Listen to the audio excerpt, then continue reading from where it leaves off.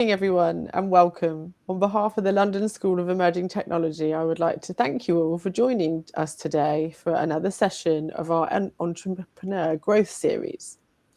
Today's webinar focuses on a topic that many founders underestimate in the early stages of building a business: branding. Many startups spend significant time developing products, services, and operations, but often overlook one of the most powerful growth assets they have: their brand. A strong brand is more than a logo, a website, or a social media presence. It's what people remember about you, trust you for, and ultimately recommend you for. Today, we are delighted to be joined by Amy Kohl, Startup Advisor at LSET, who will share practical insights on how founders can build a memorable and purpose-driven brand from day one. Amy, thank you for joining us today. We're looking forward to learning from your experience. Let's begin. Hi, everyone. Thank you so much for being here. So, as Kelly mentioned, we're talking about branding today, and we're not talking about logos, colours, or websites. We're talking about one of the most valuable assets that any startup can build, and that's trust. So obviously in a crowded market, customers don't always just buy the best product every time. They buy the product that they understand, remember, and that they trust. So branding is the mechanism that creates that trust. So most founders focus heavily on the product development side, the fundraising, the customer acquisition. And obviously, whilst they're very important, many overlook the fact that customers and investors and employees make decisions based on their perception. And branding obviously influences that perception. So your brand is the story that people tell themselves about your company before they actually ever become a customer. So throughout this session, we'll explore why purpose-driven startups outperform their competitors and how founders can define a compelling brand identity and how authenticity creates long-term competitive advantage. Amy, before we dive into the details, why do you think branding has become such an important topic for startups, especially in today's highly competitive and crowded markets? So I think that it's really important to know, like I said before, that it's not about colours or logos, and that it's really about building a really authentic, purpose-driven brand. And obviously, having a really saturated industry that you're working in, it's even more important to stand out against the crowd. And that's probably not choosing a bright yellow branding, that's choosing something that people can really relate to emotionally as well. Thank you. So the brands that we remember. So if you think about the brands that you kind of recommend the most often, rarely do people recommend a company because of the features that it provides. They recommend a company because they trust them, they've had a great experience with them, and they want someone else to also have that great experience. So Apple is remembered for innovation. Nike is remembered for determination. And Airbnb is remembered for belonging. And Tesla is remembered for being the challenging of the future of transportation. So all these brands have products, but what their customers actually remember is the meaning behind those products. So for startups, obviously this is incredibly important. Early stage businesses often can't compete on the scale of their business, the budget, or the brand recognition. But what they can do is create that clarity and transparency within their business. Customers are obviously overwhelmed with the amount of choices that they have, and a clear, sorry, my voice is completely gone. And a clear and memorable brand becomes the shortcut that helps customers understand who you are and why your business matters. So, sorry, there's a little question that I've got for the audience.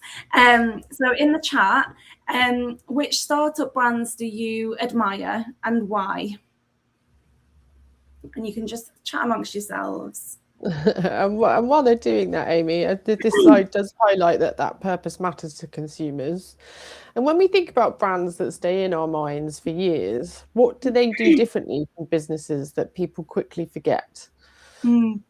So I think this is all about that the company's mission and purpose is told through stories rather than saying, this is my mission and this is my purpose. People understand what they are outside of being told that. So they understand it through their photography, they understand it through the products that they're developing, they understand that through the charities that they're supporting. Everything speaks to what their mission and purpose is. And that's how people connect with them emotionally. And why do you think purpose plays such a significant role in that process? I think if you want to connect with people, but people make emotional decisions all the time. Sometimes, obviously, people do buying decisions as like a logistical thought. So if you're buying a washing machine, I can't imagine that you're going to emotionally connect with a washing machine. But likewise, if you're buying some clothes, they might make you feel really confident. And that's really important to kind of push that mission through your branding. Okay, forgive me. I think my background has just disappeared. I'm going to work on that and move on to the next slide, if that's all right with you. So the startup branding myth. So one of the biggest myths in entrepreneurship is that branding equals design. So a logo is not a brand, a website's not a brand, social media posts are not a brand. Branding is a perception. It's what customers thinks about your business. It's how investors will describe your business after a pitch meeting, and it's how employees talk about your business to their friends, to their families. So imagine two startups with identical products. One communicates a really compelling mission, consistent values, and a memorable story. The other one only focus on the features that their businesses provide. Which is going to attract the most attention, and which one's going to earn the trust the most, and then which one's going to be remembered 6 months later. So these answers demonstrate why branding must be viewed as a strategic business function rather than just a marketing activity. Yeah, this is an interesting myth because many founders immediately think of logos and colours when they hear the word branding. Amy, what's the biggest misconception startup founders have about branding? And when do you typically see founders realise that branding is much more than a visual identity? Obviously, like you said, the biggest misconception is that it is a colour palette and what the logo is and what font you choose and what posts you post on social media and things. And I do think that people start to realise this when they start seeing that their target audience that they thought that they were going to reach isn't actually being reached. So you've got an audience of people that don't want to buy from you because they don't really connect with your business mission. They just connect with the lovely colours that you've chosen. I see. So moving on. So your brand starts before your first customer. So many founders believe that branding begins after the first customer acquisition. And in reality, branding starts before your first customer even arrives. Your branding is formed when you create a pitch deck. It's formed when you publish your first LinkedIn post. It's formed when you explain your idea to investors. And it's formed when you recruit your first team member. Investors invest in confidence. Employees join a mission. Customers buy outcomes. All these three groups evaluate your brand long before they evaluate your product. So Airbnb is a really powerful example. The company did not position itself as a room booking platform. It's positioned itself as belonging and human connection. And the message differentiated Airbnb from any traditional accommodation provider. I find this comparison between startup A and startup B particularly powerful. Amy, can a startup really begin building its brand before acquiring its first customer? And if so, what practical steps should founders take during those early stages?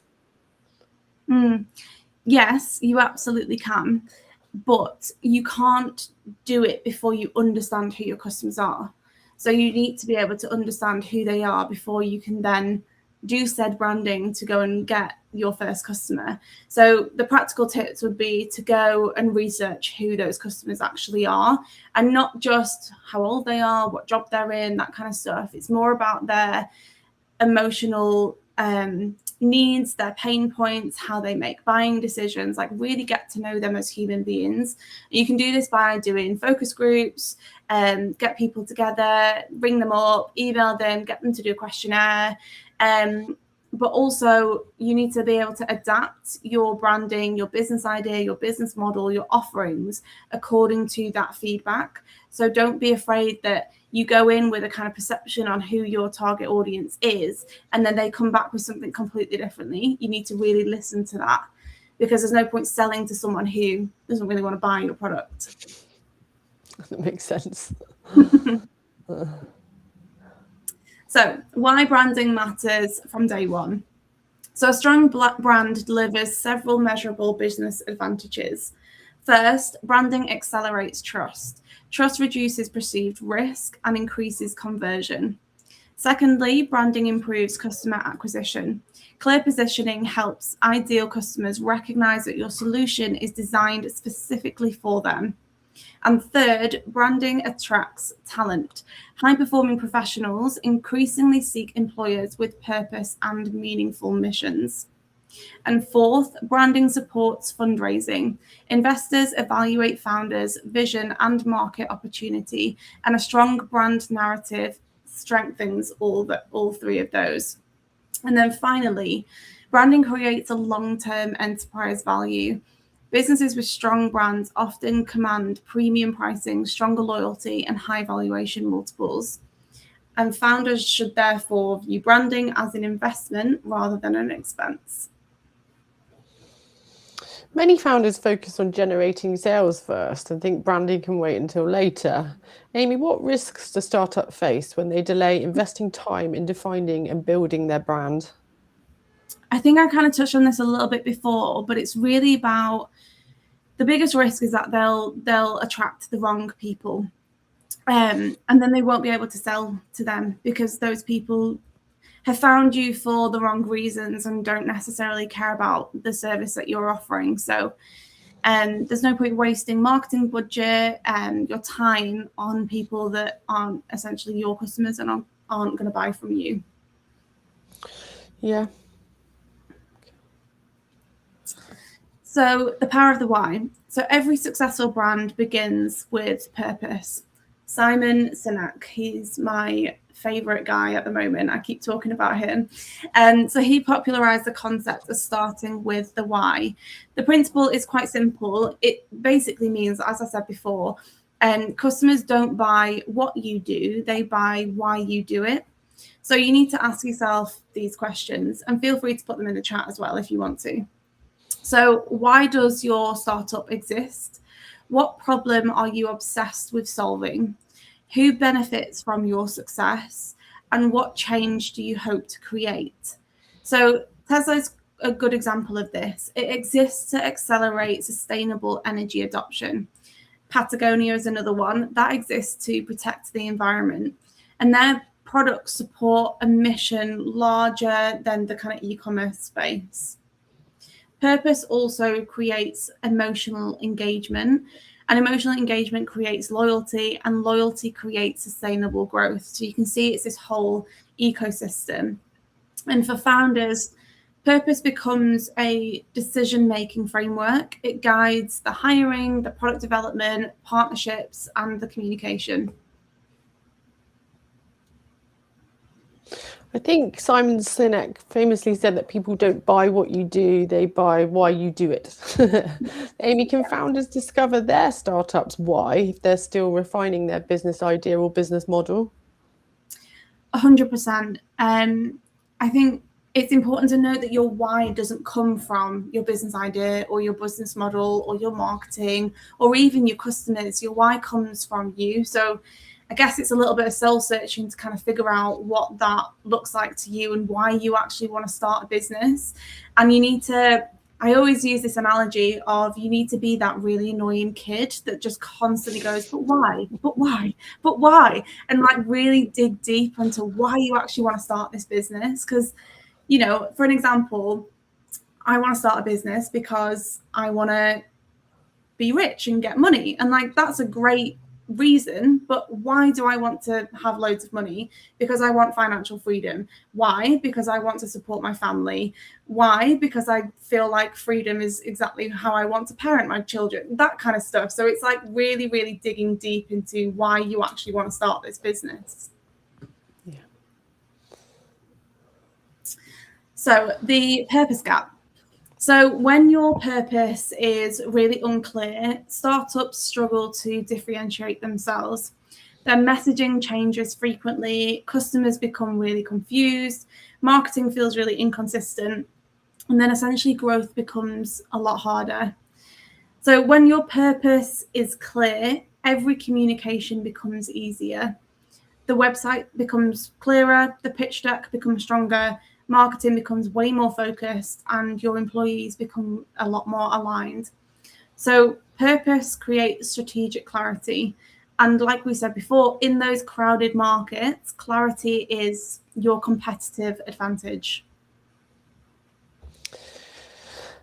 This slide clearly shows the difference between brands with a clear purpose and those without one. Amy, what are some warning signs that indicate a startup hasn't clearly defined its purpose yet? I think it goes back to what I said before. Customers just become really confused. They don't understand what you're offering, who you are, why you're doing it. And there's just generally no consistency at all. So when people are coming onto your profile, they just don't understand what you do at all. And then because they don't understand, and because of the kind of space that we're in at the moment where attention spans are incredibly lacking, people don't want to spend time on your profile to figure out what you do. They want to be told straight away.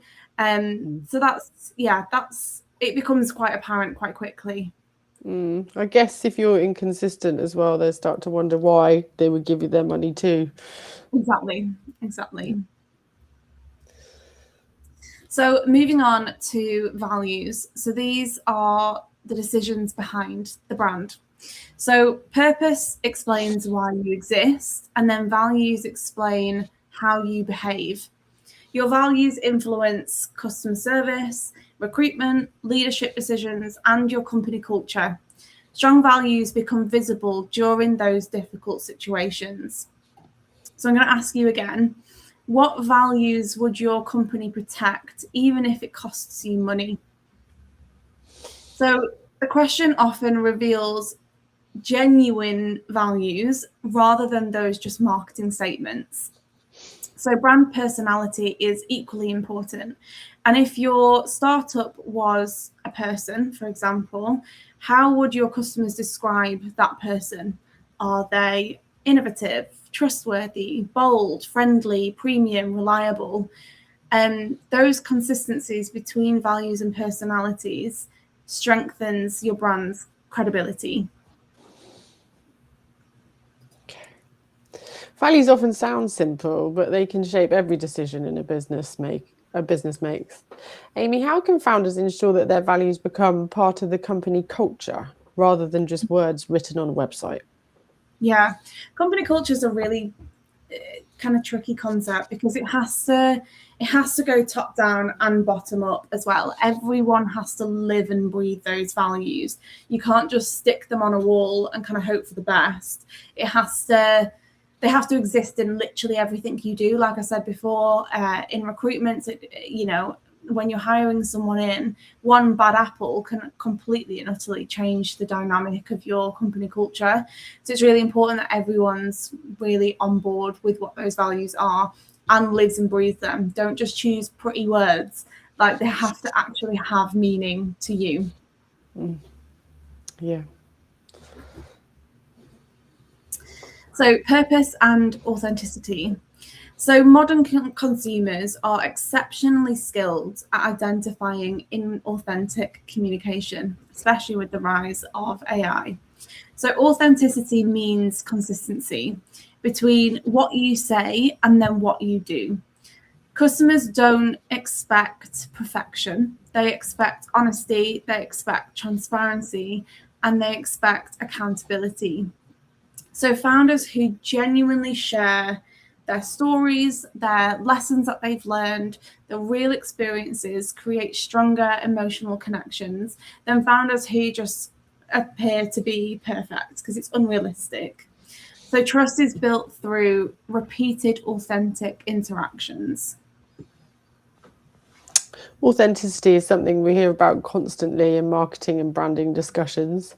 Amy, what does authenticity actually look like in a practice for a startup? And how can founders avoid appearing inauthentic while trying to promote their business? Yeah, I think it all starts with the question, what do you actually want to be known for?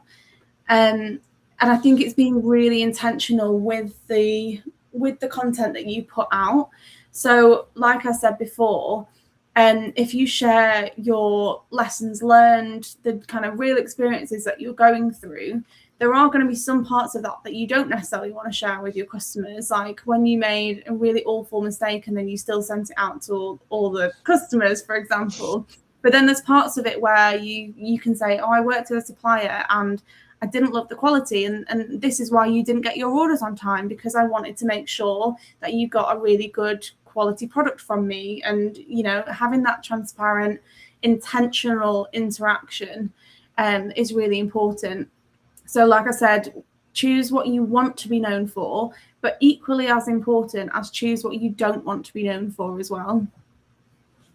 Yeah. So this is a very quick fire brand test. So I want you to write these questions down and answer them. You don't have to answer them straight away, but give them a good think. So imagine that you're entering a lift or an elevator with a potential investor. You've got 30 seconds. So can you clearly answer, why do you exist? Who do you help? What problem do you solve? What makes you different, and why customers should trust you? If these answers are unclear, then your brand message obviously requires some refinement. And then the most successful brands communicate complex ideas in very simple language. This is a fantastic exercise. Amy, if a founder struggles to answer these 5 questions clearly, what does that usually tell you about the state of their brand, and where should they start improving? It usually means that they don't know the answers to these questions, and they haven't done the back end work that they probably need to do. I think a lot of businesses at the moment, because it's so, I guess, accessible to start a business now, you don't tend to do the background work of discovering why you want to start this business, who you are, what you bring to the table, all of those kind of things. And it does require a little bit of soul searching, like I mentioned before. You know, and even if you're 2, 3, 4, 5, 10 years in, don't be afraid to start at the beginning again. It doesn't mean that you have to absolutely wipe everything from scratch, but you can go back and ask yourselves these questions, even when you're an established business. Okay. Fab. So thank you so much for joining with me, and I really hope that you've got some value from this.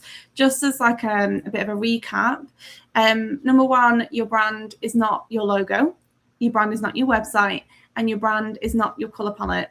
Your brand is the promise people associate with your company, and that's what's going to build you the trust. It's the values that you create, it's the purpose that you communicate, and it's a repetition that you earn. Obviously, products evolve, markets change, technology advances, but your strong brand will endure all of that. So as founders, please don't wait until your business grows to build a brand. Build the brand that helps your business grow. So thank you so much for joining us today. I know, Kelly, you've got a couple more questions, but then we can open up the floor to questions too. Fab, thank you. Yeah, just looking back on your experiences working with startups, what is one branding mistake you see founders repeat most often? Honestly, and it probably isn't, again, when we look at branding, it's not logos, it's not what you're posting on social media. It's literally, you don't understand who you're selling to. You don't understand who your customers are, not to the real extent that you need to understand them. You might understand that, they live in the UK, they, shop online, and you understand that kind of stuff, but you don't understand like how they make decisions, what their values are, what their family dynamics are, how much money they have to spend, all of that kind of stuff. Like, they're really important information that you have to understand before you can then communicate to them well enough. Yeah.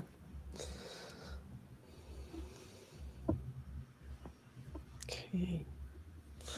So, many of today's attendees may be looking for support as they grow their businesses. Amy, could you briefly explain how programs like the LSET Startup Incubator help founders strengthen not only their business models, but also their brand positioning?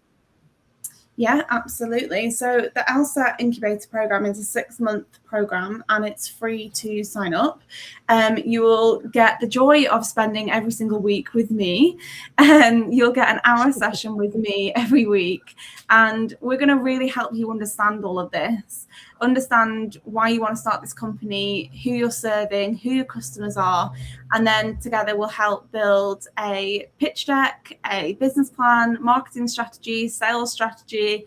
I've done it all. I've owned my own business for way over 7-8 years now, and I help startup founders in lots of different capacities. And yeah, it's a really great incubator to be on, because it kind of forces you to do the hard work before you then start selling to your customers.